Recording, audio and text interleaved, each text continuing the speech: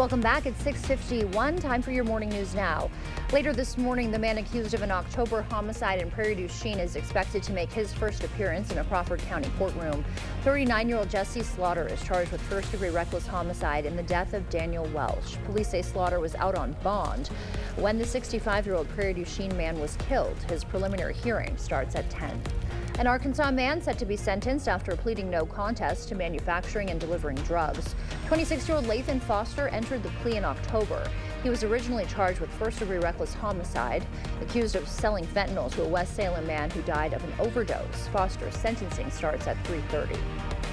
Nia Tao will serve life in prison for killing 3 men at a La Crosse County quarry in 2021. A judge made that decision yesterday. Tao and Compton F. Rattanasack killed the men over a drug debt. A jury found Tao guilty this summer on 3 counts of first-degree intentional homicide. He'll serve 3 life terms. His first trial last year ended with a hung jury. It was clear that you were directly involved as a party to a crime. What you did, you had the weapon at one point in time. And by the testimony of, frankly, Ms. Schlicht, is that you pulled the trigger and killed them all. Rattanasack took a plea deal and was convicted of first-degree intentional homicide as party to a crime. President Biden continues his visit to Africa amid criticism from lawmakers on both sides, as well as President-elect Trump over the pardon of his son Hunter. The sweeping pardon clears Hunter of all crimes he's committed or may have committed between 2014 and 2024. The president's son was due to be sentenced this month, that is. La Crosse County landfill rates are changing. A new $10 minimum fee starts January 1st. That is a $5 increase. The extra money, officials say, will go toward operations. Also going into effect, a $10 fee for out-of-county and business customers at household hazardous materials. Classes set to resume this morning at Viking Elementary in Holmen after a heating problem closed the school yesterday. The district had to act quickly when they discovered the heating issue, moving students to nearby locations. Parents were then asked to adjust their schedules and pick their kids up.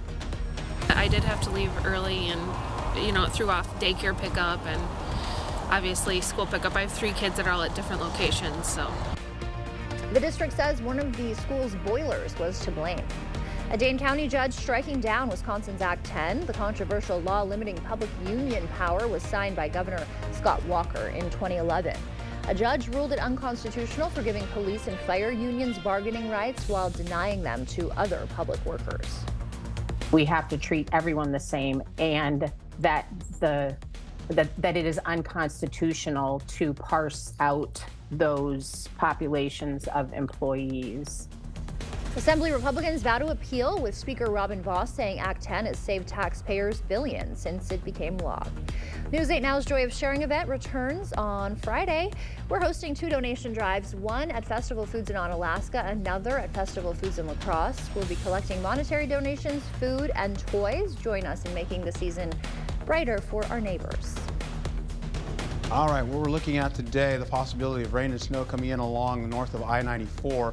That'll be pretty much from the afternoon all the way into the evening hours. And we're also going to be seeing the possibility of getting into some snow later on for La Crosse, getting in around the midnight hour.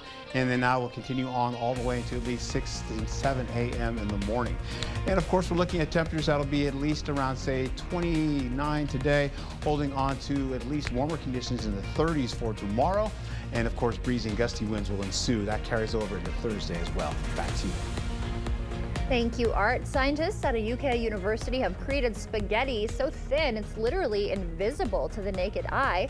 The study says the nano pasta is made by pulling threads of flour and liquid through the tip of a needle by an electric charge, producing strands so incredibly small they can't be seen by the human eye or even conventional cameras or microscopes. The scientists say they don't see the process being useful for making palatable pasta, instead seeing potential for creating things like smart bandages and helping bone regeneration. Oh, I was hoping maybe the pasta would have no calories or something like that, Art.